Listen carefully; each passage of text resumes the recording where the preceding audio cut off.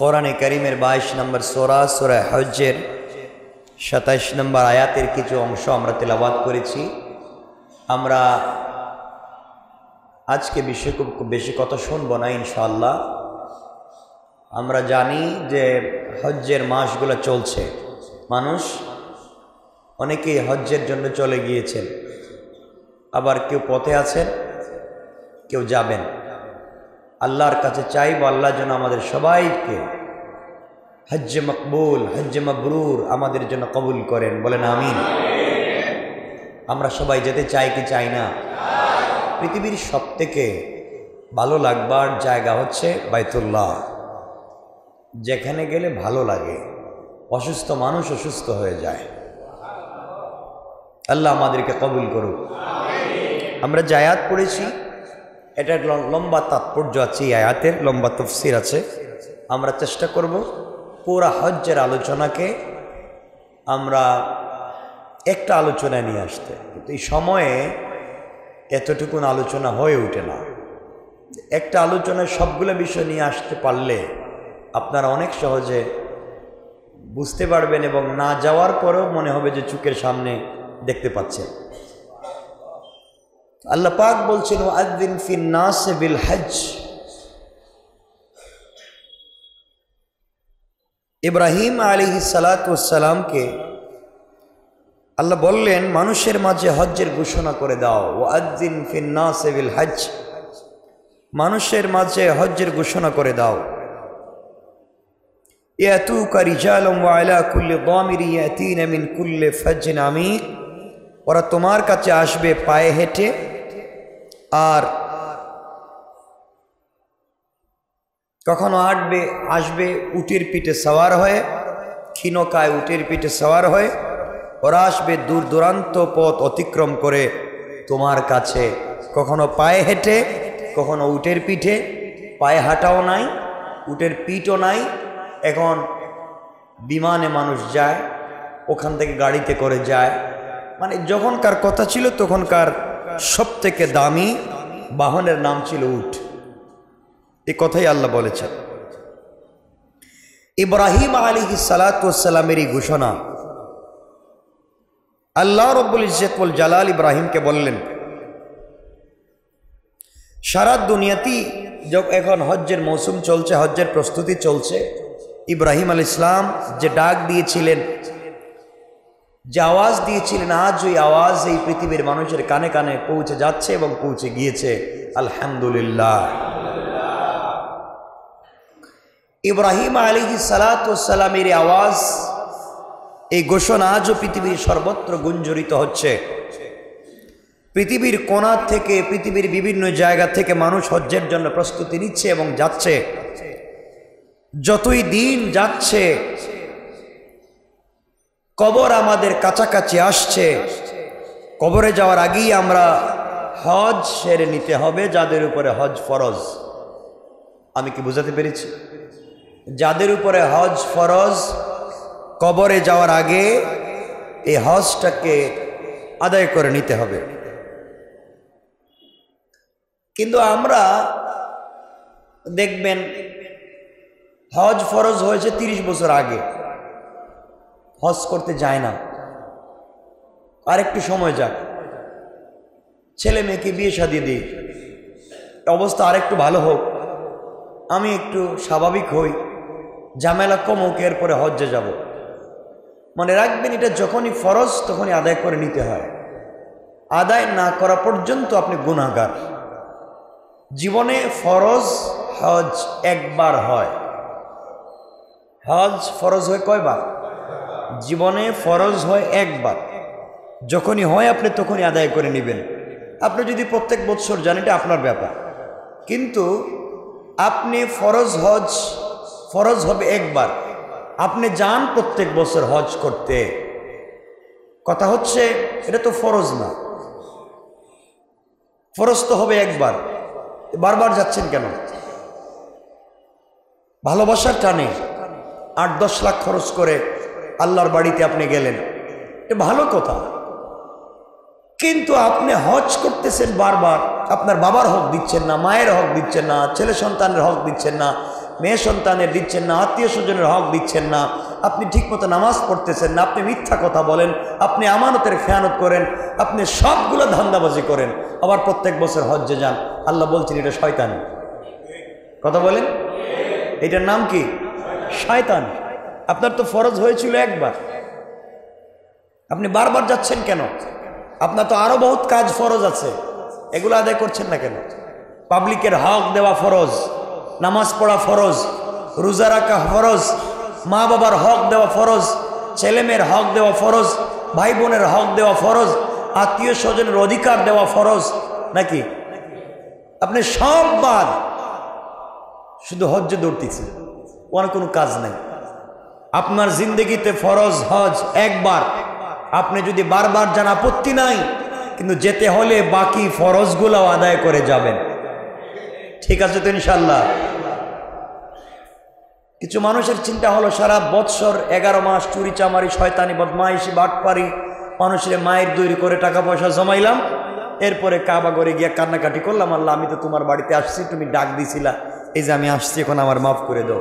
আল্লাহ বলেন আমার বাড়ির আশেপাশে তো আবু জেহেলেরও বাড়ি ছিল। কথা বলেন, আবু জেহেলের বাড়ি কি খুব দূরে ছিল নাকি? একবারে আশেপাশেই ছিল আবু জেহেলের বাড়ি, আবুল হাবের বাড়ি, ওরাও তো আমার আশেপাশে ছিল, তাও তো হেদায়েত লাভ করতে পারে নাই। তুমি এত দূর থেকে এখানে আসছো কেন? আগে পাবলিকের হক দেও। আবু জেহেলও আমার বাড়ির পাশে ছিল, কিন্তু হক আদায় করতে পারেনি, এজন্য জাহান্নামে আজকে তার বাড়িতে টয়লেট বানায় রাখছে। ঠিক না? মানুষ হজে গিয়া আবু জেহেলের বাড়ি কইটা খুঁজে টয়লেট করার জন্য, তো এটার মধ্যে কি ফায়দা আছে? আপনি যাবেন তো দিলকে এভাবে দুর্বল করবেন, এভাবে নরম করবেন, যে আমি যাকে দেখতে পাইনি, যার ডাক শুনতে পাইনি, যাকে কোনোদিন কল্পনাও করতে পারিনি, শেষ পর্যন্ত তার ঘরে তিনি যেই নিজ হাতে জান্নাত তৈরি করেছেন, এই জান্নাতের পাথর এখানে তার নির্দেশে কালো গিলাফ দিয়া ঘরটাকে বেষ্টন করে রেখে দেওয়া হয়েছে, আমি তাকে পাইনি, তার স্পর্শ তো আমি পেয়েছি। কাছে যাই, ওখানে স্পর্শ করি, ওখানে কান্নাকাটি করি। রব বলেছেন একমাত্র আমার জন্য রাসূলকে ভালোবেসে কেউ যদি কাবার কাছাকাছি এসে বুকটাকে ফেটে হাউমাউ করে কান্না করে দেয়, তার এক একটা চোখের ফুটা আর একটা মকবুল হজ সমান হয়ে যায়।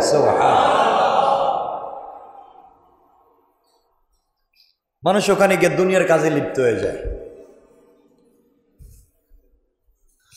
এজন্য ইব্রাহিম আলাইহিস সালাতু ওয়াস সালাম বললেন, মানুষকে ডাকলেন কখন?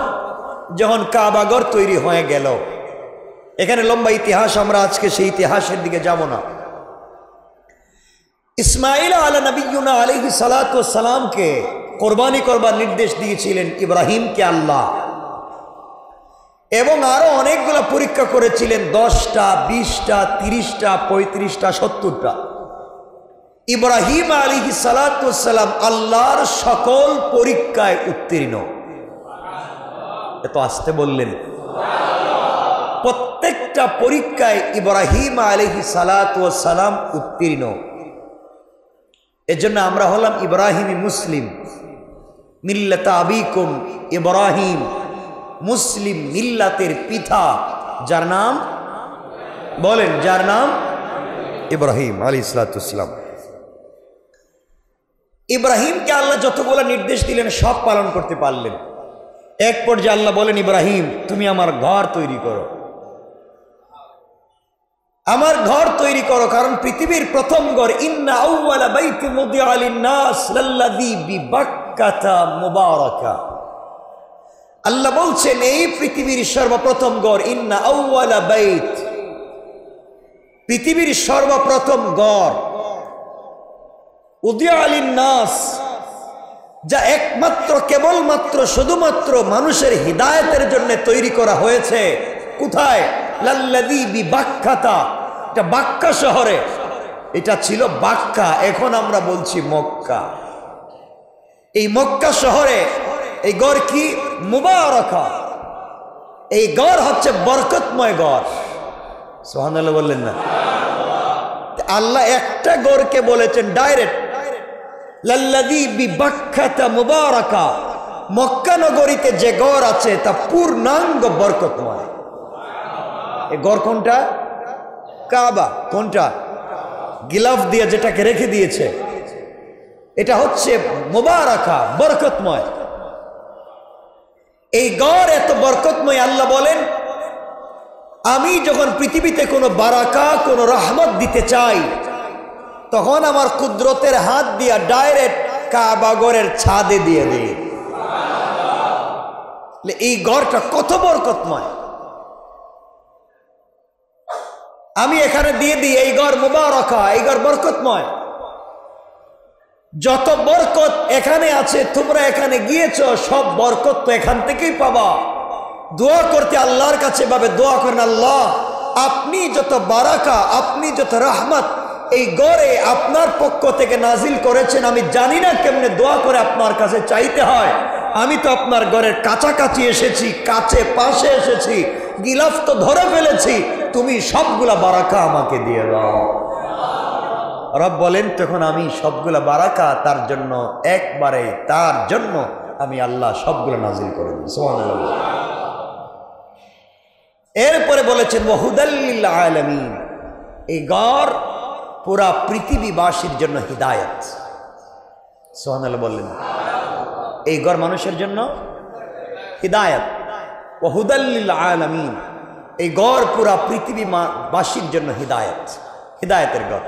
এখন কথা হলো, এই গড়ে যারা গেল, ধরলো, চুম্বন করলো, কাবার গিলাফ ধরলো, বুকটা লাগাইলো, দোয়া করলো, বরকত পাইলো, হিদায়াত পাইলো। দেখা যায় অনেক হাজি সাহেব আসার পরে আগের চাইতে আরো বেশি স্পিরিটে আকাম করে, বলেন নাকি? আগে যে স্পিরিটে শয়তানি করতো, হজ থেকে আসার পর স্পিরিট আরো বেশি। তাহলে কেমন হিদায়াত পাইলো, কেমন বরকত পাইলো? কথা হইলে গড়টা বরকতের, এটাও ঠিক, গড়টা হিদায়াতের, এটাও ঠিক।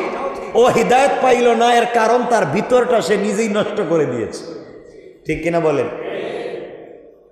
সে নিজেই নষ্ট করে দিয়েছে, এজন্য এখানে সে হিদায়াত পায়নি।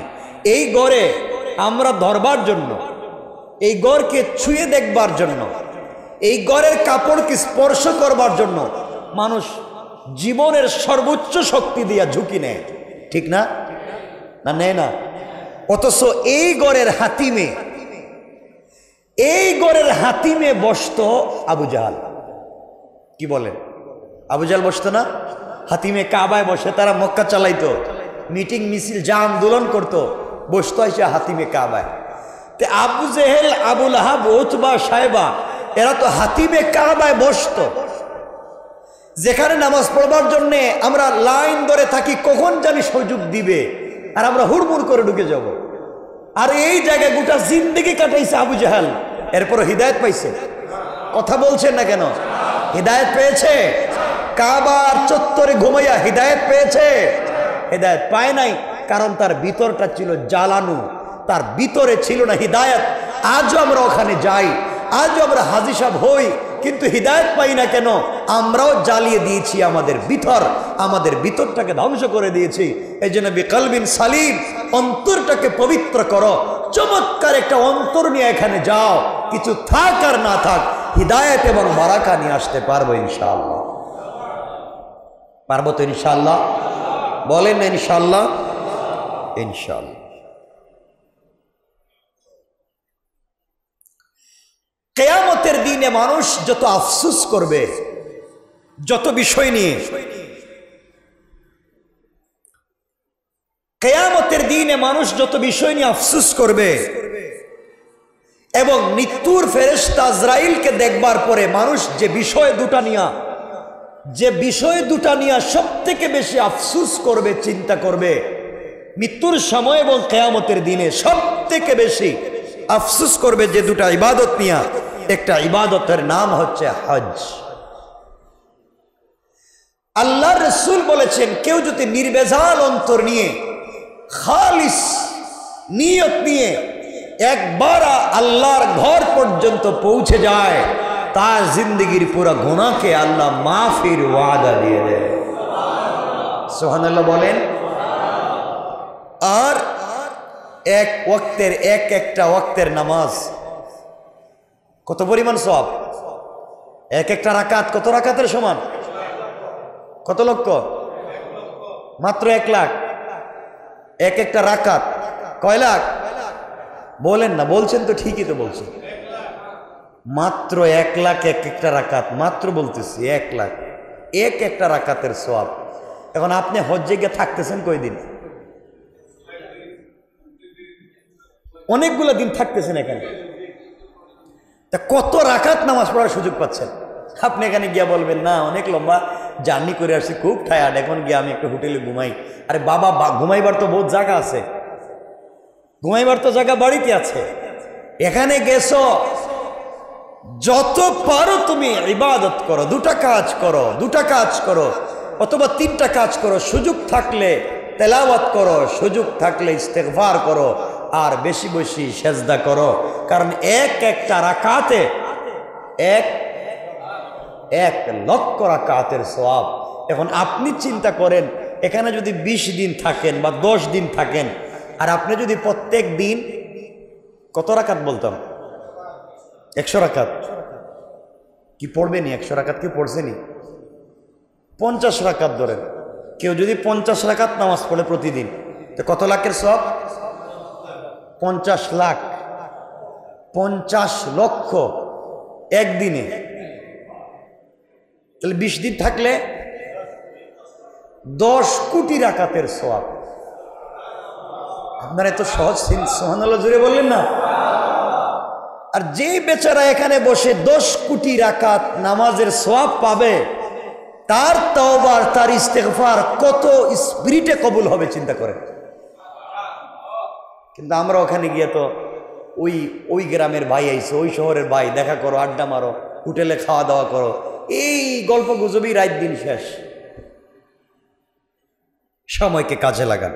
আল্লাহ আমাদের কবুল করে, বলেন আমিন। কোরআন শরীফে আল্লাহ তাআলা বলেছেন, কোরআনে মাজিদে আল্লাহ পাক বলেছেন, ওয়ানফিকু মিম্মা রাযাকনাকুম মিন ক্বাবলি আন ইয়াতিয়া আহাদাকুমুল মাউত ফায়াকুল রাব্বি লাউলা আখারতানি ইলা আজালিন করিব ফাআসাদদাক ওয়া আকুম মিনাস সালিহিন।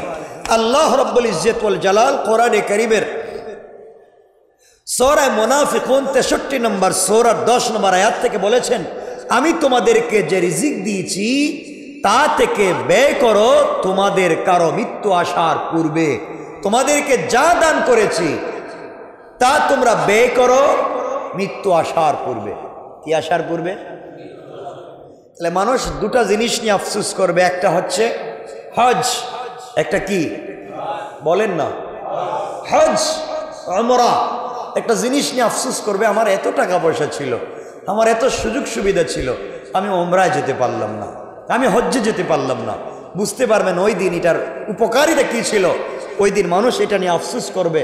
আর আরেকটা হলো আল্লাহ রাব্বুল ইজ্জত ওয়াল জালাল কোরআনে কারীমের 63 নম্বর সূরা মুনাফিকুনের 10 নম্বর আয়াত থেকে বলছেন, ওয়ানফিকু মিম্মা রাযাকনাকুম মিন ক্বাবলি আন ইয়াতিয়া আহাদাকুমুল মাউত। আমি তোমাদেরকে যে রিজিক দিয়েছি তা থেকে ব্যয় করো তোমাদের মৃত্যু আসার পূর্বে। মানুষ আফসোস করবে ওই দিন যে আমার যা ছিল কেন দান করলাম না। এজন্য বেশি বেশি করে দান খয়রাত করেন, বেশি বেশি করে সাদাকা দেন, বেশি বেশি করে দান করেন। দান করলে কমে না, দান করলে বাড়িয়ে দেখে। আরো জোরে বলেন, দান করবেন তো বেশি বেশি। এজন্য বেশি বেশি দান করেন, সুযোগ থাকলেই দেন, থাকলেই দেন। আমার তো মনে হয় আমাদের সম্পদের প্রতি যে ভালোবাসা, দিব কেন যদি কমে যায়। এখানে বাড়ি করেছি, এখানে গাড়ি করেছি, এখানে দোকান করেছি, এখানে মার্কেট করেছি, ওখানে এটা করব, এখানে ওটা করব, সব তো দুনিয়ায় থেকে যাবে। এক ঝাঁকুনি দিলে সব তো ভেঙে যাবে। করে যান একটা মসজিদ, করে যান একটা মাদ্রাসা, একটা মাদ্রাসা একটা রুম করেন, একটা মসজিদে একটা অংশ করেন, দেন ইয়েতিমদেরকে দান খায়রাত করেন, ইয়েতিমদের জন্য মাদ্রাসায় কিছু করে যান। তো আপনি মরে গেলেন, স্থায়ী কিছু করে গেলেন, কবরে গেলেন, কিয়ামতের দিনে দেখবেন কোনো আমলও যদি কাজে না আসে, রব তো বলবেন আমার বান্দা শুধুমাত্র আমাকে ভালোবাসে, আমাকে ভালো রাখবার জন্যে, আমাকে বুঝাবার জন্য দান করে এসেছে, আমি রবও আজকের দিনের জান্নাত তাকে দান করে দিলাম। সুযোগ থাকলেই দেন, সুযোগ থাকলেই দেন। সে বলবে যদি আপনি দান না করেন, আল্লাহ বলছেন ফায়াকুল রব্বি লাউলা আখারতানি ইলা আজালিন করিব, হয়তো একদিন আল্লাহর কাছে বলবেন মৃত্যু আসলে, সে বলবে হে আমার রব, আমাকে আরো কিছু দিনের জন্য অবকাশ দেন, আমারে যে টাকা পয়সা দিয়েছেন, আমারে যে সম্পত্তি দিয়েছেন, আমাকে যে গাড়ি বাড়ি দিয়েছেন, আমাকে যা দিয়েছেন, আমাকে একটু সুযোগ দেন, আমি আসি আবার সব দান করে আসি। আল্লাহ বলবেন, মানুষ চাইবে আমাকে কিছু সময় দেন, যা আপনি দিয়েছেন আমি দান করে আসি। ওই দিন বলবেন ফাসাদদাকা ওয়া আকুম মিনাস সালিহিন, আমি সাদাকা করে, দান করে, মসজিদ মাদ্রাসা বানিয়ে, রাস্তাঘাট বানিয়ে, ফাসাদদাকা আমার সম্পত্তি দান করে এবং হজ করে, ও আকুম মিনাস সালিহিন আমি নেককারদের অন্তর্ভুক্ত হয়ে আমি তোমার কাছে ফিরে আসতে চাই। দুই জিনিস নিয়ে মানুষ আফসোস করবে। কয় জিনিস? কথা বলছেন না কেন? একটা হজ আর একটা দান। একটা হজ আর একটা দান। আমরা দান করতে চাই না, আমরা দান করি যেই টাকা চলে না, ছিঁড়ে গেছে, 2-3 জায়গায় আগুনে খাইছে, পুকায় ছিদ্র করছে, কোনো জায়গায় নেন, এটা মসজিদের দান বাক্সে দিয়ে দেয়, আল্লাহরে দিয়ে দিলাম। আল্লাহকে আমি ছিঁড়ে টাকা দিয়ে করতাম নাকি? ভালো টাকা সে নিজে রাইখা আল্লাহরে ছিঁড়ে টাকা দিচ্ছে। তো আল্লাহর তো ছিঁড়ে টাকার কোনো দরকার নেই। কথা বুঝছেন নি আমার? এজন্য আমরা যা করব ভালোর জন্য করব, আল্লাহর জন্য করব। আজকাল এই কথাগুলো আমি বলবো যদি সুযোগ হয়। এই যে কোরবানি আসছে আমাদের কাছে, কোরবানির সময় আমরা দেখবেন এখন নতুন ডিজিটালাইজেশনের এই দুনিয়ায় আমরা কোরবানির আগে আমরা ওজনে চিন্তা করি, কত কেজি গোশত হবে, আমার কত কেজির প্রয়োজন, কত কেজি এখানে আছে কিনা, কেজি হিসাবে কয় টাকা দাম পড়বে, এটা চিন্তা করি না? দরকার কি? আপনি কেজি দিয়ে কারে কেজি দিয়া আপনি যে কেজি দিতেছেন, কত কেজি হবে, কয় টাকা দাম হবে, এটা আপনি কাকে দেখাতে চান? কার জন্য কেজির প্রয়োজন, কার জন্য কত কেজি নেবেন? আপনি তো কোরবানি করছেন আল্লাহর জন্য। আল্লাহ তো কোনো কেজি চায় না, আল্লাহ কোনো ওজন চায় না। আল্লাহ বলছে পুরোটাই তুই খা, কিন্তু ওজন দিয়া না যে আমার এতটুকুন প্রয়োজন, এতটুকুন দরকার, 100 কেজি হইলে 500 টাকা করে, কয় টাকা হয় এত টাকা দিব, এটা নয়। বরং তুমি আমার জন্য কোরবানি করো। একটা সুন্দর স্মার্ট দেখে, একটা চালাক দেখে একটা গরু কোরবানি করো আমার নাম দিয়া, আমার জন্য খাও তুমি, নাম দেও আমার জন্য, যে আল্লাহর জন্য কোরবানি করব। একটা স্মার্ট চমৎকার তরু তাজা একটা, দেখতে খুব নাদুস লাগে, খুব চালাক লাগে। কারণ আল্লাহর রাসূল বলেছেন কিয়ামতের দিনে যে যত চালাক, যে যত নাদুস, যে যত শক্তিশালী পশু জবাই করবে, কিয়ামতের দিনে আল্লাহ পাক তাকে তত দ্রুত গতিতে জান্নাতে পৌঁছে দিবেন।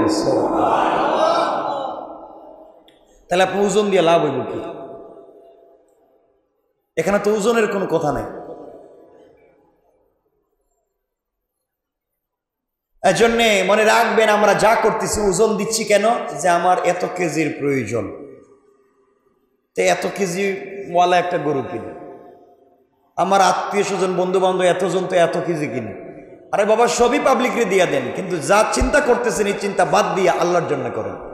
যে আমি যেটাই কিনতেছি আমার যতটুকুন তৌফিক আছে আমি একমাত্র আল্লাহর জন্য। কার জন্যে? সবাই বলেন না। আল্লাহ কি গোশত খায়? নেয়? আজকে যদি মুসার জমানার মতো কোরবানি থাকতো, যে কোরবানি কবুল হইল কিনা এটা বুঝাবার জন্য জবাই করে রাস্তায় রাইখা দেন, আসমান থেকে আগুন এসে যার জবাই করা পশু জ্বালাইয়া দিবে তারটাই কবুল, এটা যদি হইতো তাহলে দেখতে না আর কারো কোরবানি জ্বলে না, সব রাস্তায় পড়ে রয়েছে। চিন্তা করছেন এটা? কারণ আপনি গরু জবাই চিন্তা করছেন আমি পিছনে রান 2টা নিয়ে রাখবো ডাবল ফ্রিজে, কলিজাটা নিয়ে রাখবো ডিপে, ওইটা নিয়ে রাখবো ওই জায়গায়, আর বাকি যা আছে হাড্ডি গুড্ডি সুদ্ধা পাবলিক রে ওই 2 তলার থেকে একটা দেয়, এই যে গেটের নিচ দিয়া দেয়, এগুলা করে না? গেটের নিচ দিয়া দেয়, উপর থেকে দেয়, মনে হচ্ছে পাখিরে দিতেছে, পাখিরে খাবার দিতেছে। আল্লাহ বলেন ও শয়তান, তোর কুরবানির দরকারটা ছিল কি? এই কুরবানির নাম দিয়ে নাটক সাজাবার দরকার ছিল কি? আমি তো নিজেই খাবো না, সারা জীবনই তো যার কোরবানি দেওয়ার তৌফিক আছে সে তো সারা বছরই গোশত খাওয়ার তৌফিক আছে। কে আছেন এখানে? অনেকেই তো আছেন যার প্রত্যেক সপ্তাহেই তো 4, 5, 7 কেজি 10 কেজি গোশত লাগে। আমি আমার জায়গার থেকে বলছি, মাসে তো 10-15 কেজি গোশত স্বাভাবিক অনেকের লাগে, তো আপনি তো খাচ্ছেন। আর অনেক গরিব আছে সারা বছর অপেক্ষা করে কখন কুরবানি আসবে আর গ্রামের মানুষ কুরবানি করবে, কিছু গোশত পাবো, এটাকে গরম করে করে বাচ্চাদেরকে খাওয়াবো, এই চিন্তা করে বসে আছে। আল্লাহ তো সমান করতে চায়, গরিব ধনীকে এক জায়গায় নিয়ে আসতে চায়। ধনী, তুমি সারা বছর তো গোশত খাইতে পারছো, 2000 টাকা কেজি হইলেও তোমার ঘর থেকে গোশত যাবে না। আরো বেচারা তো 300 টাকা হইলেও খেতে পারতেছে না। আজকে ঈদের দিনে তুমিও খাও আর তোমার কোরবানি থেকে তাকে খাওয়াও, আর আপনি দিচ্ছেন 1 পিস। কথা বলেন না কেন? এগুলো হয় না? এগুলো করেননি আপনারা কেউ? না, সবাই ভালো, ঠিক আছে, এই ভালো হওয়ার দরকারই তো, কিন্তু কুরবানির সময় তো দেখা যাইব কে কি করছেন আর না করছেন। এজন্যে আল্লাহর জন্য কোন আফসোস করবেন কিয়ামতের দিনে। আমি আজকে বলে দিলাম, সূরার নাম সূরা মুনাফিকুন, আয়াত নম্বর 10, সূরা নম্বর 63। আপনারা আফসোস করবেন, আল্লাহ বলছেন 2 জিনিসের জন্য মানুষ আফসোস করবে, এক হচ্ছে হজ আর একটা হচ্ছে দান। আরেকটা হচ্ছে দান। দান খয়রাত করবো তো, মসজিদ মাদ্রাসায় করবো তো, একটা মসজিদ বানাইয়া দেন। মসজিদ বানানো অনেক টাকা লাগলে অল্প আপনি দান করেন, এটা সিমেন্ট দিবেন, এটা ইট দিবেন। একটা মাদ্রাসা হচ্ছে, মাদ্রাসায় কিছু দান করবেন। একটা এতিমখানা হচ্ছে, ওখানে দান করবেন। শত শত বাচ্চা না, লাখ লাখ বাচ্চা কিয়ামত পর্যন্ত এখানে পড়ে হাফেজ হবে, আর আপনার দানের কারণে এটা হয়েছে। কিয়ামত পর্যন্ত আপনি সওয়াব পেতে থাকবেন। এই যে সওয়াব, কিয়ামতের দিনে গিয়ে দেখবেন আপনার বহুত গুনাহ ছিল, দিতে দিতে সব সওয়াব শেষ হয়ে গিয়েছে। কিন্তু সাদাকা করেছিলেন, দান করেছিলেন মসজিদ মাদ্রাসায়, আপনি বাচ্চাদের জন্য মাদ্রাসায় কাজ করে গিয়েছিলেন, আপনি 1 সেট বুখারী দিয়েছিলেন, আপনি মাদ্রাসার ছাত্রদের জন্য 1 সেট হাদিসের কিতাব দিয়েছিলেন, সহিহ কিতাব। লাখ লাখ ছাত্র এখান থেকে হাদিস পড়ছে আর পড়াইছে, আর আপনি বাসায়, আপনি কবরে, আপনি শুয়ে শুয়ে সওয়াব জমা হয়েছে, সওয়াব জমা হয়েছে। এই জন্য মানুষ চালাক। আজকালকে মানুষে দেখবেন মাদ্রাসা খুঁজে খুঁজে হাদিসের কিতাব, হাদিসের কিতাব বলতে বুখারী, মুসলিম, তিরমিজি, নাসাই, আবু দাউদ, ইবনে মাজাহ, মুসলিম, এগুলা, এই কিতাবগুলাকে মানুষ সিহা সিত্তা বলে। এই কিতাবগুলা বিভিন্ন মাদ্রাসায়, বড় বড় মাদ্রাসায় পড়ানো হয়, কিতাব দিয়ে দেখান। এই কিতাব 1 বছর পড়ানো হয় না, কিয়ামত যতদিন না হবে এই কিতাব ততদিন এই মাদ্রাসায় পড়ানো হবে। এখন যত বাচ্চা এই কিতাবটা পড়লো, একটা পৃষ্ঠা নয়, প্রত্যেকটা পৃষ্ঠা কিন্তু পড়ানো হয়, পুরা কিতাব। প্রত্যেকটা পৃষ্ঠায় চোখ বোলানো হয়েছে, প্রত্যেকটা পৃষ্ঠা হুজুর পড়াইছেন, ছাত্র পড়ছে। কিয়ামতের দিন রাসূল পাকের হাদিসের কিতাবের প্রত্যেকটা পৃষ্ঠা তার পক্ষে আর দাতার পক্ষে সুপারিশ করে করে জান্নাতে নিয়ে যাবে। দানের জায়গা তো এগুলা, দান করবেন এগুলো। আপনার ঘরে ছেঁড়া কোরআন শরীফ কেউ পড়তে পারেন না, এটাই না মসজিদে রেখে দিয়েছে, ভালো একটা কিনে রেখে দিতে পারেন। আমরা করি না, এটা করি কিনা বলেন?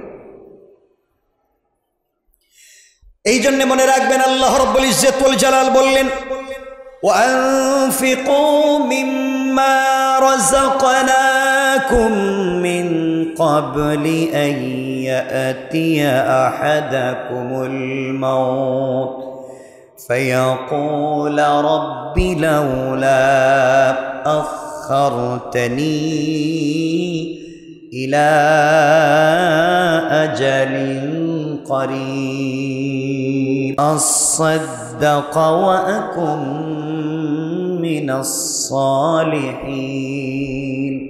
আল্লাহ রাব্বুল ইজ্জত ওয়াল জালাল বললেন, কিয়ামতের দিনে মুসিবতের সময়, যেই সময় কেউ কারো কথা শুনবে না, মা তার কলিজার টুকরা সন্তানকে পরিচয় দিতে চাইবে না, যেই বাবা রক্তকে পানি বানিয়ে গাম বের করে করে ইনকাম করে সন্তানদেরকে লালন পালন করতে চায়, এই বাবা পর্যন্ত সন্তানের কাছে নিজের পরিচয় দিতে চাইবে না। সন্তানেরা মা বাপের কাছে নিজের পরিচয় দিবে না, ভাই বোন কেউ কারো কাছে নিজের পরিচয় পর্যন্ত দিবে না। এই কঠিন সময় যেই সময় গোটা দুনিয়া কিয়ামতের মাঠ তামার মতো হয়ে যাবে, তামার মতো হয়ে যাবে। 1000 বছরের লোহা পোড়ানোর উপরে যেমন গরম হয়ে যায়, কিয়ামতের মাঠ তেমন করে গরম হয়ে যাবে। আধা জায়গার মধ্যে আপনাকে 100 বছর পর্যন্ত দাঁড়িয়ে থাকতে হবে। শরীর থেকে ঘাম জরে জরে, কারো হাঁটু পানি হবে, কারো কোমর পানি হবে, কেউ সাঁতার কাটবার মতো পানি হয়ে যাবে। লক্ষ লক্ষ মাইল দূরে যেই সূর্য রয়েছে, সূর্যের 11টা মুখ রয়েছে, সবগুলা মুখ আসমানের দিকে উপর দিকে করে আছে, একটা মাত্র মুখ নিচের দিকে করে আছে। এরপরও তাপের কারণে আমরা সহ্য করতে পারি না, গড়ে থাকতে পারি না। হাজারো লাখো লাখো মাইল দূর থেকে একটা মুখ আমাদের দিকে করে আছে, তার সহ্য হয় না গরম। কিয়ামতের দিনে যখন জমিন হবে তামার, পুরা জমিন হয়ে যাবে তামার, আধা জায়গার মধ্যে দাঁড়িয়ে থাকতে হবে, ঘাড় ঘোরানো যাবে না, পা নড়ানো যাবে না, শরীর থেকে ঘাম জোরে জোরে আমাদের গলা পানি পর্যন্ত হয়ে যাবে। ওই সময় আল্লাহ তাআলা এই সূর্যকে আমাদের আধাত মাথার উপরে এনে 11টা মুখ নিচের দিকে করে রেখে দিবেন, পুরোটা বডি পানির মতো তামার মতো গলে যাবে। ওই কিয়ামতের কঠিন ময়দানে কেউ যখন কারো পরিচয় দিবে না, সবাই পলায়ন করবে, কেউ কারো কাছে থাকতে চাইবে না, নিজের পরিচয় গোপন করে চলবে। আল্লাহ রাব্বুল ইজ্জত ওয়াল জালাল বলতে লাগলেন, বান্দারে দুনিয়ার জমিনে যারা দান খয়রাত করে আসবে, দুনিয়ার জমিনে যারা সাদাকা করে আসবে, দান করে আসবে, আল্লাহ রাব্বুল ইজ্জত ওয়াল জালাল তাদের সবাইকে কিয়ামতের দিনে মুসিবতের সময় এমন জায়গায় না রেখে আল্লাহ তার আরশে আজিমের ছায়ায় রেখে পর্দার আলে বসায়া বসায়া বিনা হিসাবে জান্নাতের ওয়াদা দিয়েছেন। পড়েন সুবহানাল্লাহ। কিয়ামতের দিনে এই মুসিবতের সময়ে কেউ যখন কাউকে পরিচয় দিতে চাইবে না, কেউ কারো কথা পর্যন্ত শুনতে চাইবে না, আল্লাহ রাব্বুল ইজ্জত ওয়াল জালাল ডাক দিয়ে বলেছেন, বান্দা ওই দিন কেউ তোমাকে যখন পরিচয় দিবে না, ওই সময় রাসূল পাক সাল্লাল্লাহু আলাইহি ওয়াসাল্লামকে আল্লাহ তাআলা কিয়ামতের দিনে চেয়ার দিয়ে বলবেন, বন্ধুরে দুনিয়ার জমিনে অনেক কষ্ট করেছো, অনেক কষ্ট করেছো, মেহনত করেছো, আজ তোমাকে আমি চেয়ার দিলাম, তোমার জন্য আমি স্পেশাল চেয়ার নিয়ে এসেছি, তুমি চেয়ারে বসো, জান্নাত থেকে পোশাক এনেছি, তুমি পোশাক পরো। নবীজি সাল্লাল্লাহু আলাইহি ওয়াসাল্লাম কাঁদতে থাকবেন। সমস্ত দুনিয়ার মানুষেরা কিয়ামতের ময়দানে এমন অবস্থা যখন চলতে থাকবে, খাবার নাই, পানি নাই, জিহ্বা নাভি পর্যন্ত ঝুলে গিয়েছে, শরীরের ঘাম জড়তে জড়তে সাগরের মতো হয়ে গিয়েছে, ওই সময় মানুষেরা চিৎকার করতে থাকবে, আল্লাহ তাআলা তুমি আমাদের জন্য বিচার কায়েম করো, মিজান কায়েম করো, বিচারের পরে তুমি জেল দেও, ফাঁসি দেও, আপত্তি নাই, বিনা বিচারে কিয়ামতের মাঠে আর কষ্ট করতে চাই না, এই কষ্ট আর সহ্য হয় না। আয় আল্লাহ, আমাদের শরীর থেকে চক্ষুগুলা খসে যায়, চামড়ায় আগুন ধরে গিয়েছে, চামড়ায় আগুন ধরে গিয়েছে, আমাদের শরীরের গোশতগুলো আগুন ধরে গিয়েছে, ভিতরের হাড্ডি পর্যন্ত জ্বলে যায়, আর কষ্ট সহ্য হয় না। আল্লাহ তাআলা তুমি বিচারের ব্যবস্থা করে দাও। সমস্ত দুনিয়াবাসী, কিয়ামতের মাঠের মানুষ বিচার কার কাছে চাইবে? আল্লাহ তো কোনো কথা শোনেন না। সকল মানুষের দৌড়ে দৌড়ে আমাদের বাবা আদম আলাইহিস সালামের কাছে গিয়ে বলবে, আব্বাজান আপনার কারণে আমরা দুনিয়া এসেছি, আপনি আমাদেরকে দুনিয়ায় নিয়ে গিয়েছেন, আজকে কিয়ামতের কঠিন ময়দানে আপনি আমাদের বাবা, আপনার সন্তান আমরা, আপনি একটু আল্লাহর কাছে বলেন আল্লাহ যেন বিনা বিচারে আর কষ্ট না দেয়, আল্লাহ তাআলা যেন বিচারের ব্যবস্থা করে দেয়। আদম আলাইহিস সালাম কান্না করবেন আর ডাক দিয়ে বলবেন, কিয়ামতের মানুষেরা রে শোনো, আজ আমি তোমাদের জন্য কিছুই করতে পারবো না, আল্লাহর দরবারে তোমাদের ব্যাপারে কোনো কিছু চাইতে পারবো না। আল্লাহর কাছে যদি তোমাদের ব্যাপারে আমি কিছু চাইতে যে, আল্লাহ যদি বলেন আদম রে তোমাকে জান্নাতে বসবাস করতে দিয়েছিলাম, আমার কথা না শুনে কেন ফল খেয়ে দুনিয়ায় গিয়েছ? আল্লাহ যদি আমাকে প্রশ্ন করে জবাব দিতে পারবো না, সুতরাং আজকের দিনে রব্বি নফসি, আল্লাহ আমি আদমকে বাঁচাও, আমি আদমকে বাঁচাও, তোমাদের জন্য আমি কিছুই করতে পারবো না।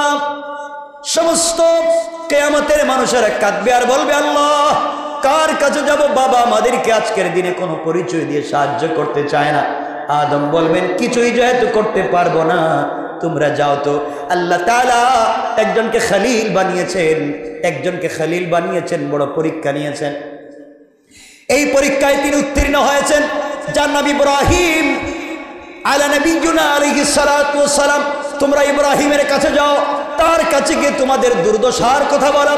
আমার মন বলছে তিনি তোমাদের জন্য কিছু করতে পারবে। সকল মানুষের ইব্রাহিমের দিকে দৌড়াবে।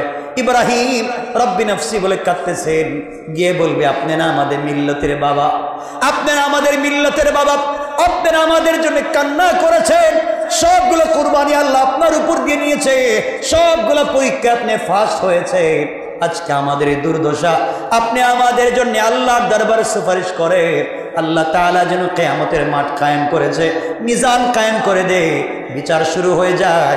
এরপরে যদি জাহান্নামে যাওয়া লাগে জাহান্নামে যেতে রাজি, জান্নাত দিলে জান্নাতে যাব, কিন্তু আর এইভাবে আর কষ্ট করতে পারবো না।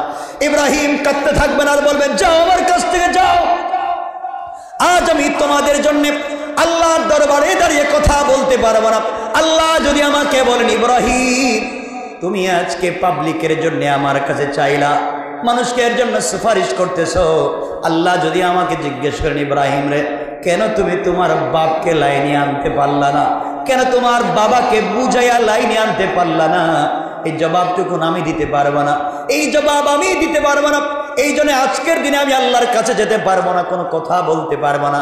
তবে যাও রে, যিনি সরাসরি আল্লাহর সঙ্গে কথা বলেছেন, যার নাম মুসা কালিমুল্লাহ, আল্লাহর সঙ্গে সরাসরি কথা বলেছেন, তার কাছে গেলে হয়তো কোনো তোমরা সমাধান পেয়ে যাবে। সবাই তো মুসার কাছে দৌড়াবে। মুসা আলাইহিস সালাতু ওয়াস সালামের কাছে গিয়ে বলবে মুসা আপনি আল্লাহর সঙ্গে সরাসরি কথা বলেছেন, আল্লাহ একটা কথা বললে আপনি তিনটা কথা বলেছেন, এত মধুর সম্পর্ক আপনার সঙ্গে ছিল, একটু বলেন না, একটু আল্লাহর কাছে বলেন। আজ কিয়ামতের দিনে আর সহ্য হয় না, আল্লাহ যদি আমাদেরকে বাঁচাইয়া দেন। হযরত মুসা ডাক দিয়ে বলবেন শোনো মানুষেরা, আজ তোমাদের জন্য আমি কিছুই করতে পারবো না। আল্লাহ যদি আমাকে জিজ্ঞেস করেন মুসা তুমি আমার কাছে চাইলা উম্মতের হেফাজতের কথা বলেছো, আগে আমাকে জবাব দাও, তুমি যখন বাড়িতে ছিলে না, তুমি যখন চিলা পাহাড়ের উপরে ধ্যানে মগ্ন, তখন তোমার জাতি তো বাসুরের কাছে পূজা করেছে, কেন করেছে তার জবাব দাও। ওই কথা যদি আল্লাহ জিজ্ঞাসা করে আমি জবাব দিতে পারবো না। তোমরা চলে যাও অন্যের কাছে। এইভাবে ইউসুফের কাছে, ইয়াকুবের কাছে, এক এক করে আইয়ুবের কাছে, সকল নবীর কাছে যাওয়া হবে, কেউ কোনো জবাব পর্যন্ত দিবে না। আমি জানতে চাই, বলতে চাই, কোন নবী যেহেতু আপনার জন্য সুপারিশ করতে চায় না, কোন নবী আল্লাহর কাছে আপনার ব্যাপারে কথা বলতে চায় না, ওই কঠিন দিনে আপনার পীর, দাদা, বাবা কেউ আপনার জন্য কিছুই করতে পারবে না, আপনার সন্তানও কিছু করতে পারবে না। ওই দিন আপনাকে যে জিনিস বাঁচাতে পারবে এটা হলো দুনিয়া সাদাকা করে যান, হজ করে যান, ওই দিন আল্লাহ আপনাকে কষ্ট দিবে না। আল্লাহ বলেছেন যারা দান খয়রাত করে গেল আমার জন্যে, আমি আল্লাহ কিয়ামতের দিনে আরশে আজিমের ছায়া তাদের জন্য ওয়াজিব করে দিলাম। সকল মানুষ এবার দৌড়াবে। মুসা বলে দিবেন যাও আমার দ্বারা হবে না। একজন পয়গম্বর আছেন যার নামে ঈসা রূহুল্লাহ, দুনিয়ায় জন্ম নেওয়ার সাথে সাথে যিনি কথা বলেছেন, আল্লাহ যাকে ভালোবেসে আসমানে উঠিয়ে নিয়েছিলেন তার সঙ্গে কথা বলো রে, তিনি হয়তো তোমাদের জন্য কিছু করতে পারেন। সবাই দৌড়াবে ঈসার কাছে, আর গিয়ে বলবে ঈসা একমাত্র কেবলমাত্র লক্ষাধিক আম্বিয়া কেরামের কাছে গিয়েছি, কেউ আমাদের জন্য কিছুই করতে পারলো না, আজকের দিনে আপনি আমাদের জন্য কিছু করেন। ঈসা আলাইহিস সালাম বলবেন আমি বেয়াদবি মাফ করবো, আমি তোমাদের জন্য কিছুই করতে পারবো না। আল্লাহর আদালতে, আল্লাহর দরবারে এই কথা বলতে পারবো না। আল্লাহ তাআলা তুমি বিচার শুরু করো, মিজান কায়েম করো, আমি বলতে পারবো না। আল্লাহ যদি আমাকে জিজ্ঞাসা করেন ঈসা বলো না তোমাকে মানুষ কেন আমার সন্তান ডাকলো, কেন ডাকলো বলো তো, তোমার উম্মতেরা কেন তোমাকে আমার সন্তান ডাকলো, আর মারিয়ামকে কেন আমার স্ত্রী ডাকলো, জবাব দাও। আমি আল্লাহর কাছে জবাব দিতে পারবো না। তোমাদেরকে একটা সলিউশন করে দিতে চাই, আদম থেকে আমি পর্যন্ত এসেছো, এইভাবে যদি হাজার কোটি কোটি বৎসর চলে যায়, হাজার কোটি কোটি বৎসর যদি তোমরা কান্না করো, আর এক নবী থেকে আরেক নবীর কাছে যাও, কেউ তোমাদের উপকার করে দিতে পারবে না। আমি তোমাদেরকে সলিউশন দিচ্ছি রে। দুনিয়ার জমিনে একজন পয়গম্বর ছিলেন যাকে আল্লাহ হাবিবুল্লাহ বানিয়েছে, যাকে কলিজার টুকরা রাসূল বানিয়েছে, যাকে আরশে আসীম পর্যন্ত নিয়েছে, যাকে চিন্তা করে গোটা দুনিয়া সাজিয়েছে, যার জন্য আল্লাহ আসমান জমিনকে সাজিয়েছে। আখিরি জামানার পয়গম্বর সরকারে কায়নাত দু জাহানের সরদার নবী রহমত জনাবে মুহাম্মদ রাসূলুল্লাহ সাল্লাল্লাহু আলাইহি ওয়াসাল্লাম কিয়ামতের মাঠের কোথায় আছেন খুঁজে বের করো। তার কাছে যদি যেতে পারো, আজকের দিনে শাফাআতে কুবরা একমাত্র তার হাতে। তিনি যদি কোনো কথা বলেন রে, আল্লাহ তার কথা ফিরিয়ে দিবে না। পৃথিবীবাসী বললে কাজ হবে না। তোমরা সেই নবীকে খুঁজে বের করে তিনি কোথায় আছেন। কিয়ামতের মাঠে পাগলের মতো মানুষ খুঁজতে থাকবে, খুঁজতে খুঁজতে গিয়ে দেখবে আমার রাসূল সরকারে কায়নাত বিশ্বনবী জনাবে মুহাম্মদ রাসূলুল্লাহ সাল্লাল্লাহু আলাইহি ওয়াসাল্লাম মাকামে মাহমুদে সিজদায় পড়ে কান্না করতেছেন, আর আল্লাহকে ডাক দিয়ে বলতেছেন, আল্লাহ তাআলা আপনি কি কিয়ামত আপনি কি উম্মতগুলোকে ক্ষমা করে দিবেন না? সকল মানুষ যখন রাসূল পাক সাল্লাল্লাহু আলাইহি ওয়াসাল্লামের কাছে বলতে থাকবে, নবীজি দাঁড়ায় বলবেন, বুঝতে পেরেছি আজকের দিনে শাফাআতে কুবরার মালিক আমি ছাড়া আল্লাহর মনকে কেউ গলাতে পারবে না। কথা দিলাম রে, আমি কথা দিলাম এই মুহূর্তে আল্লাহর সঙ্গে কথা বলবো। আল্লাহ যতক্ষণ কথার জবাব না দিবে, মিজান কায়েম না করবে, আমি ততক্ষণ পর্যন্ত সিজদা থেকে মাথা উঠাবো না। এই কথা বলে আমার নবী মাকামে মাহমুদের দিকে দৌড়াবেন, সিজদায় পড়ে যাবেন, আর কান্না করে চিৎকার করে ডাক দিয়ে বলবেন আল্লাহ। এভাবে চিৎকার করতে করতে সময় পার হয়ে যাবে, ফেরেশতারা পর্যন্ত হাওমাও করে কাঁদতে থাকবে। আল্লাহ তাআলা বলবেন, বন্ধু মাথা উঠান, আপনি এভাবে কাঁদবেন না। আপনার 23 বছরের নবুয়তের জিন্দেগিতে কাঁদাইছে, চাচা আপনাকে আঘাত করেছে, কান্না করেছেন, মাথায় নাড়ি বুড়ি ফেলে দিয়েছে, কান্না করেছেন, বাড়ি থেকে বের করে দিয়েছে, মদিনায় গিয়েছেন, কান্না করেছেন, মক্কায় নামাজ পড়তে গিয়েছেন, কাবা চত্বরে মায়ের দিছে, কান্না করেছেন, তায়েফে গিয়েছেন, আপনার শরীর থেকে চামড়া পর্যন্ত উঠিয়ে দিয়েছে, কষ্ট করেছেন, উহুদের ময়দানে দমদান শহীদ করে কষ্ট করেছেন। আজ আপনাকে আর আমি কান্না দিতে, আজকে আপনাকে আর কান্না করতে হবে না, মাথা ওঠান। নবীজি বলবেন, আল্লাহ তাআলা আমি মাথা উঠাবো না, আপনি জবাব দেন, আমার কথার জবাব দেন, আগে কি কিয়ামতের মাঠ কায়েম মিজান কায়েম করবেন কিনা? আল্লাহ জবাব দিবেন, বন্ধু আমার কথা দিলাম, আপনি মাথা উঠান, মাথা উঠান, আপনার কথা এই মুহূর্তে আমি আল্লাহ বিচার শুরু করে মিজান কায়েমের ওয়াদা দিলাম।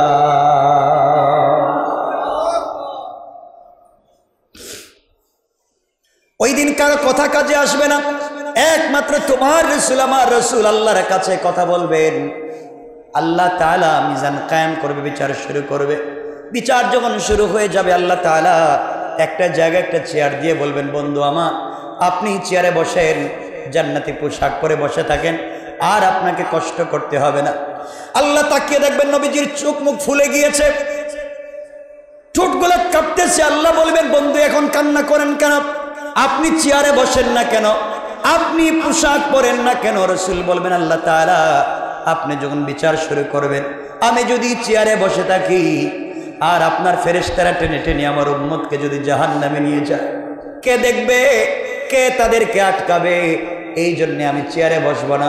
আপনি আমাকে পোশাক দিয়েছেন পরবার জন্যে, যতক্ষণ পর্যন্ত আমার গুনাহগার উম্মতের ফয়সালা না হবে, জান্নাতি না বানাতে পারবো, ততক্ষণ পর্যন্ত তোমার জান্নাতি পোশাক আমি পরব না। তোমার নবী একবার মিজানের দিকে দৌড় দিবে, একবার মিজানের সামনে আসবে, এসে দেখবে ওজন হচ্ছে, ওজন হচ্ছে, ওজন হচ্ছে। যখন দেখা যাবে ওজন কমে যাচ্ছে, ওজন কমে যাচ্ছে, নেকির পাল্লা হালকা হয়ে যাচ্ছে, আল্লাহ রাসূল সাল্লাল্লাহু আলাইহি ওয়াসাল্লাম কোন সময় তার কুদরত, কোন সময় রাসূল তার নিজের হাতটা বসায় দিবেন, কোন সময় আমরা যে তার উপরে দুরূদ পড়েছিলাম ওই দুরূদগুলাকে রাসূল সাল্লাল্লাহু আলাইহি ওয়াসাল্লাম এনে ওগুলা আবার মিজানের পাল্লায় উঠাইয়া দিবেন। লম্বা ইতিহাস। এই জন্য রাসূল পাকের প্রতি বেশি বেশি দরুদ পড়েন, এই কথাগুলো লম্বা। কিয়ামতের মাঠে নবীজি সাল্লাল্লাহু আলাইহি ওয়াসাল্লাম যখন দেখবেন কোনো মানুষের মিজানের পাল্লা, নেকির পাল্লা হালকা হয়ে যাচ্ছে, কাগজ বের করবে, এই বান্দাকে, এই উম্মতকে আমার উপরে কোনোদিন দুরূদ পড়েছিল কিনা? দুরূদ পড়েছে। আল্লাহ তাআলা সবগুলা দুরূদগুলাকে প্যাকেটিং করে করে মনে হচ্ছে এক জায়গায় রেখে দিয়েছেন। আমার নবীগুলাকে নিয়ে আসবেন, নিজের কাঁধে করে এনে আবার মিজানের পাল্লায় উঠে দিবেন, আর বলবেন ও ফেরেশতারা, আল্লাহ তাআলা এখন আমার উম্মতের নেকির পাল্লা হালকা হওয়ার কথা না, এখন তো ভারী হওয়ার কথা। আমার উপরে দুরূদ পড়ার কারণে আল্লাহ তাআলা বলবেন, রাসূলের প্রতি দুরূদ পড়ার কারণে আমি আল্লাহ এই মুহূর্তে তোমাদেরকে মাফ করে জান্নাত দিয়ে দিলাম। আমার নবী কখনো পুলসিরাতে আমার কোন উম্মতকে ফেরেশতারা টেনে টেনে জাহান্নামে নিয়ে যায় কিনা, এই জন্য পুলসিরাতে দৌড়াবেন। আবার চিন্তা করবেন আমার উম্মতগুলা পানি পান না করে হয়তো মরে যাচ্ছে, আবার তিনি দৌড়তে থাকবেন হাউজে কাউসারের পারে। একবার তোমার নবী হাউজে কাউসারের পারে, আরেকবার তোমার নবী মিজানের কাছে, আরেকবার তোমার নবী পুলসিরাতে। এইভাবে সময় কাটাইয়া দিবেন তোমার জন্যে। সুতরাং তুমি আমি যদি ভালো হয়ে যাই, তুমি আমি যদি পাক্কা ইমানদার মুমিন মুত্তাকি আল্লাহর বান্দা রাসূলের উম্মত হয়ে যেতে পারে, কিয়ামতের দিন রাসূল আমাদেরকে ভুলে যাবেন না, আমাদেরকে ফেলে দিবেন না। আমার বন্ধুগণ, আমার মুসলমান ভাইরা, আম্মা যারা আয়েশা ডাক দিয়ে বলছেন, ইয়া রাসূলুল্লাহ, হাজার হাজার মিলিয়ন ট্রিলিয়ন মানুষ কিয়ামতের মাঠে, এতগুলা মানুষের মধ্যে আপনি কেমনে চিনবেন আপনার উম্মতকে, আর কেমনে আপনি হাউজে কাউসারের পানি পান করাবেন? আমার নবীজি জবাব দিলেন, আয়েশা রে, তুমি কি দেখেছো কোনোদিন কোন উট অথবা ঘোড়া, কয়েকশো ঘোড়া যদি এক জায়গায় মাঠে বিচরণ করে, কয়েকশত বা কয়েক হাজার ঘোড়ার মধ্য থেকে একটা ঘোড়ার কপাল যদি চান কপাল হয়, ওই ঘোড়া চিনতে কি কোনো ভুল হবে নাকি? আয়েশা বলছেন, ইয়া রাসূলুল্লাহ, না, একটা ঘোড়ার কপাল যদি সাদা হয়, চান কপাল থাকে, তাকে কেন চিনতে পারবো না? সব ঘোড়ার মধ্যে তাকে আলাদা করে চেনা যাবে। আমার রাসূল বলেন, আয়েশা রে, আমার যে উম্মত নামাজি ছিল, আমার যে উম্মত তাহাজ্জুদওয়ালা ছিল, আমার যে উম্মত জিকিরওয়ালা ছিল, আমার যে উম্মত ওযু করত, আমার যে উম্মত নামাজ পড়তো, নামাজ পড়ার কারণে, ওযু করবার কারণে আমার উম্মতগুলার অজুর অঙ্গগুলা নূরের মতো চমকাতে থাকবে। আর আমি আল্লাহ কোটি কোটি মানুষের মধ্য থেকে আর চমকানো এই উম্মতগুলাকে চিনে চিনে আমি আল্লাহ তাআলার কাছে প্রেরণ করে বিনা হিসাবে জান্নাতের ওয়াদা দিলাম। আল্লাহু আকবার বলে। তিনি আমার রাসূল, তিনি আপনার রাসূল। সে রাসূলকে বলে বসে আছি, নবীজিকে আল্লাহ তাআলা বলে দিয়েছেন, বন্ধু আমার, আমি বলে দিলাম কিয়ামতের ময়দানে ওই সময়ও মানুষ দুই জিনিস নিয়ে আফসোস করবে। যখন দেখবে তার কাছাকাছি কোনো মানুষ জান্নাতে পৌঁছে গেল, সে কিছুই করতে পারল না, দুই জিনিস নিয়ে আফসোস করবে। একটার নাম হলো হজ, আরেকটার নাম, কথা বলেন, সাদাকা। এই জন্য হজ্জের সুযোগ থাকলে আমরা হজ করব ইনশাআল্লাহ, বলেন না? দান খয়রাত সাদাকার সুযোগ থাকলে আমরা বেশি বেশি করব ইনশাআল্লাহ, বলেন না ইনশাআল্লাহ? আল্লাহ আমাদের কবুল করুক, বলেন আমিন। কথা রেখে দিলাম, লম্বা হয়ে যাচ্ছে আলোচনা, অনেক লম্বা, আমাদের সামনের দিকে যেতে চাই না।